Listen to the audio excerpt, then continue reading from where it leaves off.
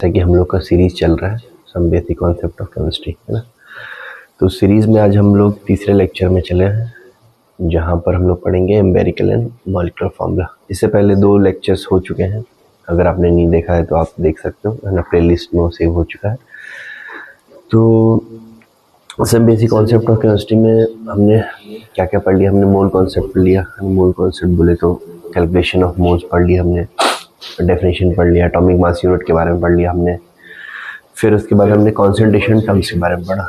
Concentration terms जो हमने percentage weight by weight पढ़ लिया, परसेंटेज वेट बाय वॉल्यूम पढ़ लिया, वॉल्यूम बाय वॉल्यूम पढ़ लिया। फिर हमने मोलैरिटी मोलैलिटी, है ना, और फिर उन दोनों के बीच में रिलेशन भी देख लिया। और साथ ही हमने मोल फ्रैक्शन के बारे में पढ़ लिया, और मोल फ्रैक्शन एंड मोलैलिटी भी पढ़ लिया।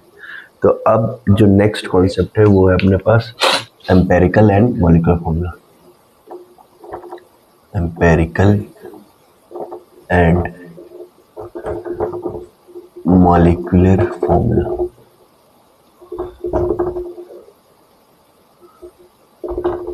तो पहले समझते हैं कि एम्पिरिकल एंड मॉलिक्यूलर फार्मूला होता क्या है। देखो, एम्पिरिकल फार्मूला होता है, जैसे मान लो आपके पास कोई भी कंपाउंड है तो उसका कुछ ना कुछ क्या होगा, मॉलिक्यूलर फार्मूला होगा।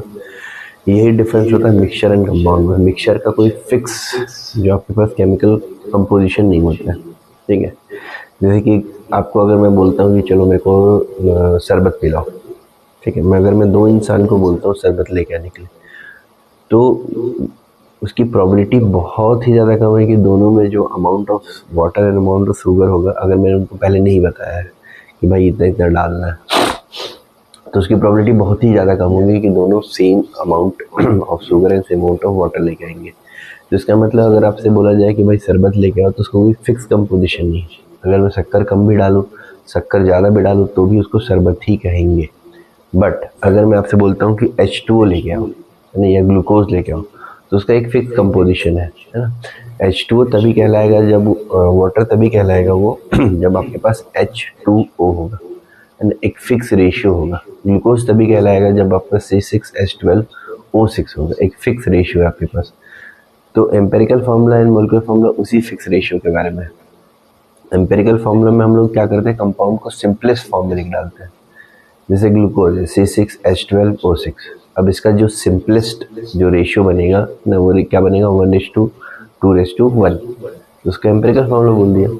अब किसी भी 2 कंपाउंड का सेम एम्पिरिकल फार्मूला हो सकता है, बट किसी भी कंपाउंड के लिए उसका जो मॉलिक्यूलर फार्मूला है वो यूनिक होगा।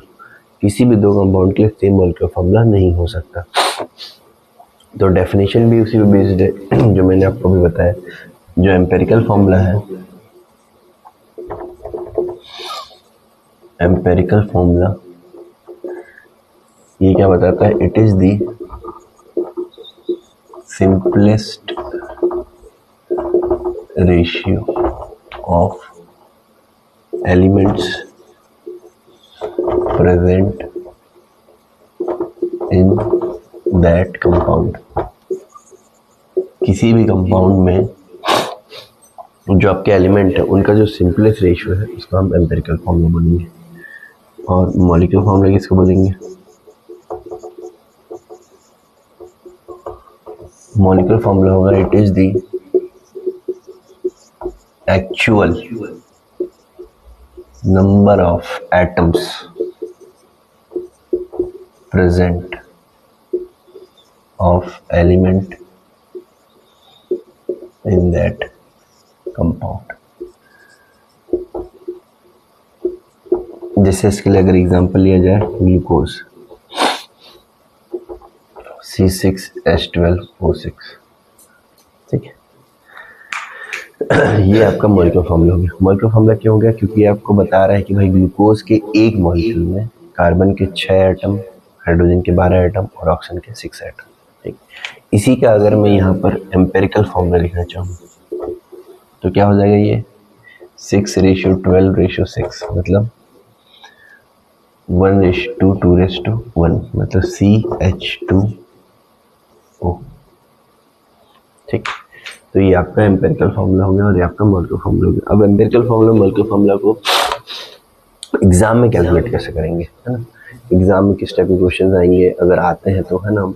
बेसिकली कई बार क्वेश्चन आते हैं नीट में, है ना, जेई में भी ये मोस्टली बहुत सालों से नहीं पूछा है क्वेश्चन, बट आ सकता है, कोई बड़ी बात नहीं। ठीक है, तो एग्जाम में इसका कैलकुलेशन कैसे करना है उसको देखते हैं। आइए, एक्चुअली में ये बोर्ड थोड़ा छोटा है तो इसमें बार बार मेरे को थोड़ा रब करना पड़ रहा है।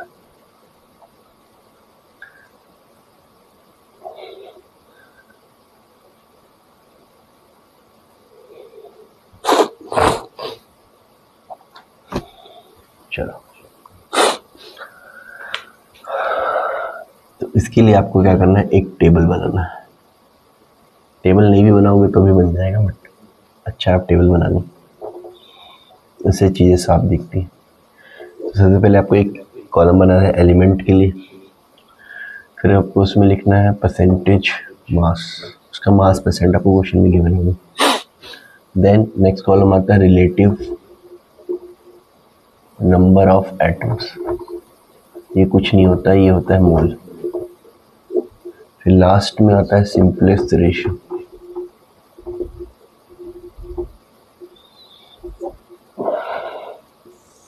ये आपका एक टेबल बन गया। ठीक, अब इसको मैं एक एग्जांपल के थ्रू आपको समझाने की कोशिश करता हूँ। जैसे कि मान लो एक क्वेश्चन दिया आपको कि find empirical formula of a compound having 6% carbon, 8% oxygen and 2% hydrogen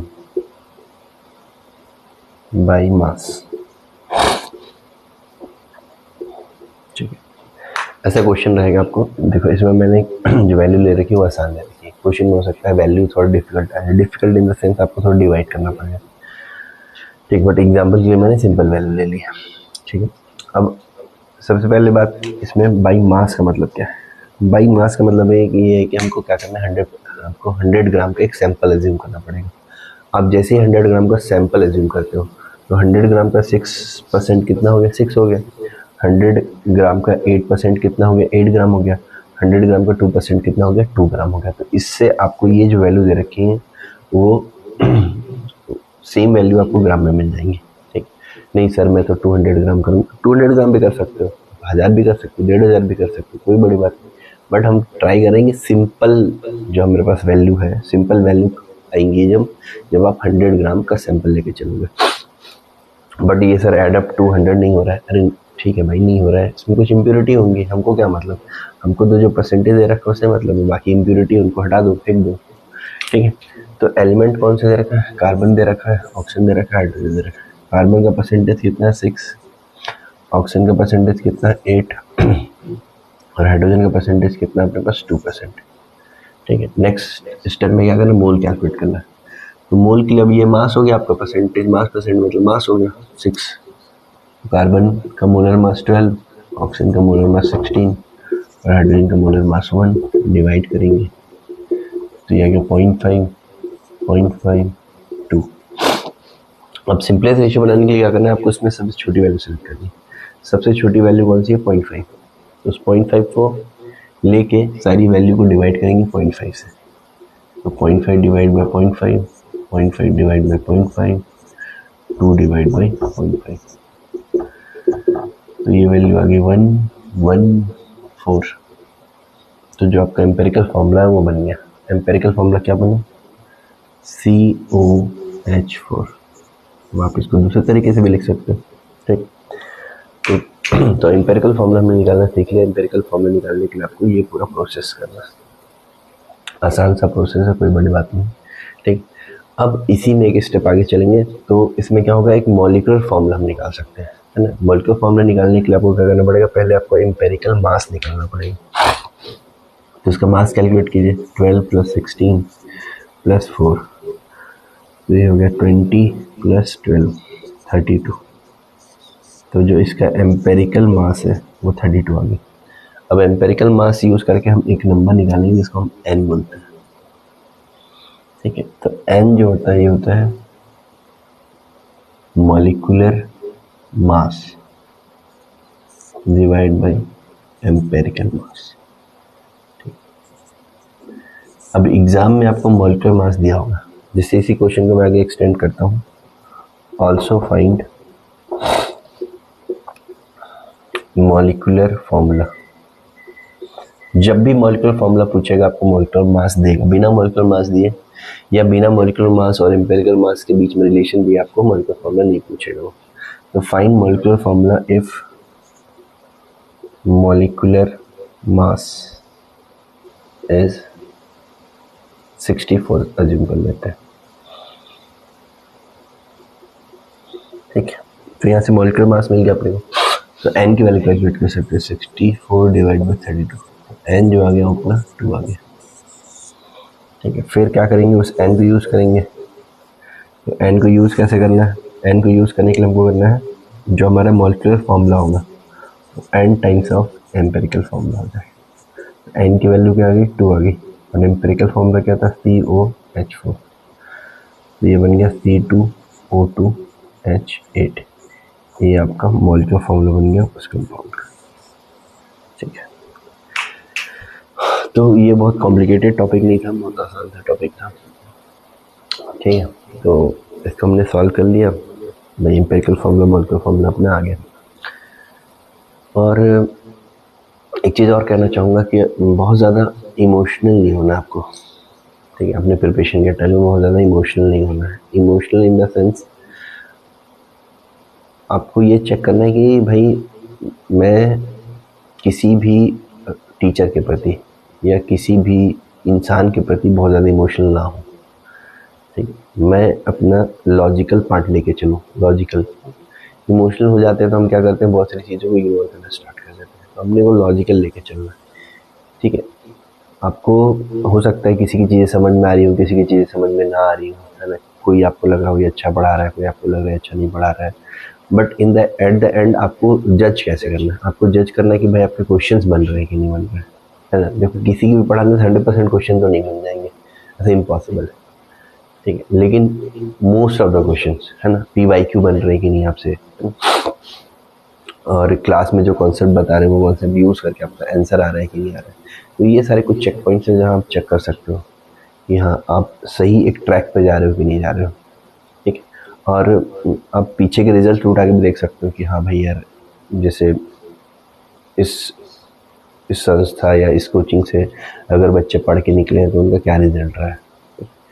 तो रिजल्ट आता है उस बच्चे की मेहनत से और एक सही डायरेक्शन से। तो सही डायरेक्शन देने का काम होता है कोचिंग का, ना कोचिंग का या टीचर का। जब आप जरूरी नहीं कोचिंग में ही पढ़ रहे हो, है ना, इंडिविजुअली भी पढ़ रहे हो, जैसे भी पढ़ रहे हो, तो एक सही डायरेक्शन सही पाथ। तो ये सही डायरेक्शन सही पाथ क्या है कि आप भाई चैप्टर पढ़ रहे हो, आपने थ्योरी पढ़ लिया, थ्योरी पढ़ने के बाद आप कितने क्वेश्चंस बना रहे हो, उसमें कितने डाउट्स पूछ रहे हो, आपके डाउट क्लियर हो रहे हैं नहीं हो रहे हैं, ठीक है। ये आपका डायरेक्शनल पार्ट हो गया। तो अगर आप सही डायरेक्शन में चलोगे तो हर एक चैप्टर आपका जो होते जाएगा, फिर हर एक चैप्टर आपका कंप्लीट हो गया, थ्योरी कंप्लीट हो गया, क्वेश्चन कंप्लीट हो गया, फिर आप उस पर क्या करो, उसके लिए आप एक रिवीजन शीट बना के रखो, फिर उस रिवीजन शीट को बार बार रिवाइज करो। ऐसा करते रहोगे तो फिर एट द एंड आपके लिए बहुत बड़ा एक पहाड़ नहीं बनेगा, है ना। आप बीच बीच में आप क्या करो, पुराने जो चैप्टर्स हैं उनका टेस्ट देते रहो या फिर DPP लेते रहो, है ना, टीचर से मांगते रहो। ऐसा करके आप एग्ज़ाम आते तक अपने आप को प्रिपेयर कर सकते हो, ठीक। तो इस लेक्चर को बहुत बड़ा नहीं करेंगे। थैंक यू, फिर मिलते हैं।